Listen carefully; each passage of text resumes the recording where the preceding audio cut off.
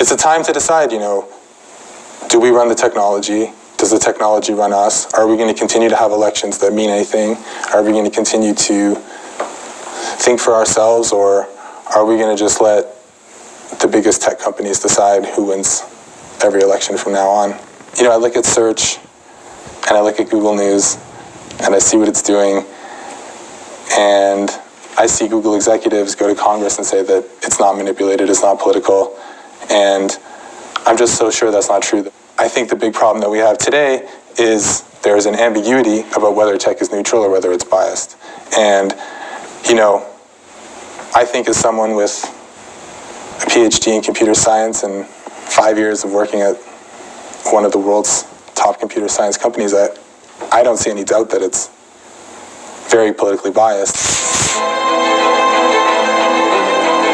They may be able to stop one man, but they can't stop all of us.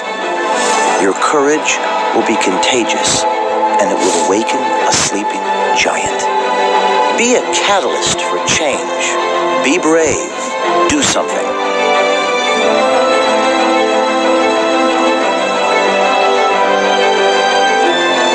I don't see any doubt that it's very politically biased. Bias in big tech is big news. Just yesterday, the Justice Department launched an antitrust review. 2 weeks ago, I was at the White House summit to talk about big tech with the president and other influencers. Project Veritas investigations have been featured in congressional hearings in both the Senate and the House. Our momentum is growing, and today we have another Google insider, this time out of the shadows, a brave man who is breaking the wall of silence to go on camera as a current Google employee and expose a troubling truth. My name's Greg Coppola. I'm a senior software engineer. I work on artificial intelligence and the Google Assistant. Yeah, overall, I'm very concerned to see big tech and the big media merge basically with a political party, with the Democrat Party. Greg Coppola works in Google's New York office. He says from his insider's view, the reality of Google's political bias is undeniable. Don't have a smoking gun. I've been coding since I was 10. I have a PhD. I have 5 years of experience at Google, and I just know how algorithms are. They don't write themselves. We write them to do what we want them to do. Mm-hmm. And you can use machine learning, but even then, you can get the results of machine learning to come out the way you want them to. It's just a tool that we control.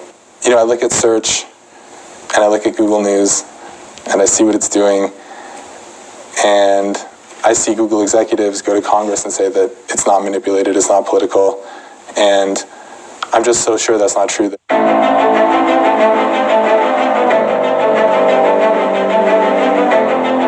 Late last year, Google's CEO, Sundar Pichai, was one of those executives. I lead this company without political bias and work to ensure that our products continue to operate that way. To do otherwise would be against our core principles and our business interests. Google CEO Sundar Pichai goes before Congress in December, testifies under oath that the algorithms are politically unbiased. Now, you work on data sets that feed certain algorithms at Google. Based upon what you know and what you've observed, are Google's algorithms unbiased? Well, first of all, I report to Sundar, of course, and I have a great deal of respect for him as a manager. I work on the Google Assistant, which really doesn't have a political bias. I think it's, ridiculous to say that there's no bias. I think everyone who supports anything other than the Democrats, anyone who's pro-Trump or in any way deviates from what CNN and the New York Times are pushing, notices how bad it is. I think maybe in his mind he can justify it through some redefinition of what the word political is. But I think if you look every day and with every query for, say, for example, Donald Trump, Google News is really an aggregator of just a handful of sites, and all of those sites, really are vitriolically against President Trump. which I would really consider to be interference in the American election. And the Google CEO did testify under oath that Google's algorithms are politically unbiased. Was he lying? I mean, lying is a strong word. I definitely don't think it's true. I think what they do is somehow put an extreme bias on certain sites. Like, for example, CNN is the most commonly used source in Google News. 20% of all searches for Donald Trump, all results for Donald Trump are from CNN. And when that's the entire internet of millions of sites, CNN is something that Donald Trump and a lot of his supporters, I think, would call very fake news. So one has to wonder how it really got to be that way. Coppola says he saw all this coming to pass during the 2016 presidential election. Well, I started in 2014. 2014 was an amazing time to be at Google. We didn't talk about politics. No one talked about politics. It was just a chance to work with the best computer scientists in the world, the best facilities, the best computers, and free food. I think as the election started to ramp up, the angle that the Democrats and the media took was that anyone who liked Donald Trump was a racist, even a Nazi, and that got picked up everywhere. I mean, every tech company, everybody in New York, everybody in the field of computer science basically believed that. A small number of people do work on making sure that certain news sites are promoted. And in fact, I think it would only take a couple out of an organization of 100,000, to make sure that the product is a certain way. Yeah, but actually, on a day-to-day basis, I think probably a lot of people know that I like Donald Trump and they don't really care. Yes, Greg Coppola is a rare bird. He's a Google engineer, a New Yorker who was raised in Canada, who likes Donald Trump. I grew up in Canada as a teenager in the 90s. It was a very free environment. I really appreciated that. I'm someone who enjoys questioning the norm. I'm someone who likes to ask, why something's happening. And I think we should continue to teach kids to do that. And I think the system, the way that Google works, the way the Democrats work, the way all their allies in the media work, they really don't want a lot of questioning of anything. They really just want to call people names to get them to toe a certain line. And I think it's a harmful, dark view of society, and I would like to see tech that just supports human freedom, free thought. According to Coppola, big tech's political agenda is dangerous in large part because it is hidden. Well, I think we had a long period of 10 years, let's say, where we had search and social media that didn't have a political bias. And we kind of got used to the idea that the top search result at Google is probably the answer.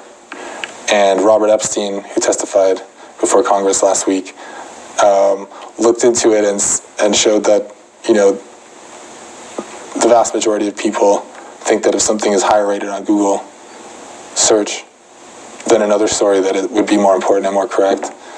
And, we haven't had time to absorb the fact that tech might have an agenda. I mean, it's something that we're only starting to talk about now. That's why I'm talking to you. Adding weight to Coppola's concern was the Senate testimony of Dr. Robert Epstein, a highly respected researcher, scientist, and interestingly, a Democrat. He told the Senate Judiciary Committee that Google and big tech's political bias could have a significant impact in the upcoming presidential election. And looking forward, if I understood your testimony correctly, you said in subsequent elections, Google and Facebook and Twitter and big tech's manipulation could manipulate as many as 15 million votes in a subsequent election? In 2020, if all these companies are supporting the same candidate, there are 15 million votes on the line that can be shifted without people's knowledge and without leaving a paper trail for authorities to trace. But in any event, most people's job is not political and doesn't involve politics. I mean, there's a vast number of systems, and a lot of them have nothing to do with politics, like processing natural language. In fact, I would say that Google actually, in terms of the assistant, is taking much longer to build the assistant than it would otherwise need to, because there is such a respect at Google for privacy and for user data. And I hope you leave this in, and I hope people realize that there is really, I would say as an insider at Google, there is a lot of interest put in taking care of people's data. And conversely, it means that the list of reputations, of mappings from news site to some number representing their credibility is probably something I can't access. So why did you decide to come to Project Veritas? Well, I think that you guys have done a lot of good reporting on a variety of topics, and I think, some of the reporting about Google, some people might not be too happy about, but overall, I do think it's a credible news organization. Well, I think we're just at a really, important point in human history. I think for a while, we had tech that was politically neutral. Now we have tech that really, first of all, is taking sides in a political contest, which I think, anytime you have big corporate power merging with political parties, it can be dangerous. And I think more generally, we have to just decide now that we kind of are seeing tech use its power to manipulate people. It's a time to decide, do we run the technology? Does the technology run us? I think the big problem that we have today is there is an ambiguity about whether tech is neutral or whether it's biased. And, I think as someone with a PhD in computer science and 5 years of working at one of the world's top computer science companies, I don't see any doubt that it's very politically biased. And I know not everybody is a programmer, so I just kind of want to explain it to the non-programmers. Just the same way that,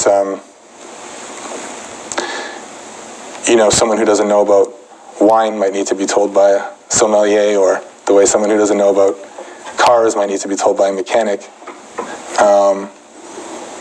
what's really going on. I just want to say to all the non-programmers that I really don't buy the idea that big tech is politically neutral, and I think we need to start incorporating that into whatever strategy we use to have a democracy going forward.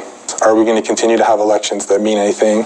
Are we going to continue to think for ourselves, or are we going to just let the biggest tech companies decide who wins every election from now on? Google did not respond to our request for comment on this story. Greg Coppola may lose his job that he loves and is well paid to do, but he came forward because he believes the American people need to know the truth about what is going on at Google.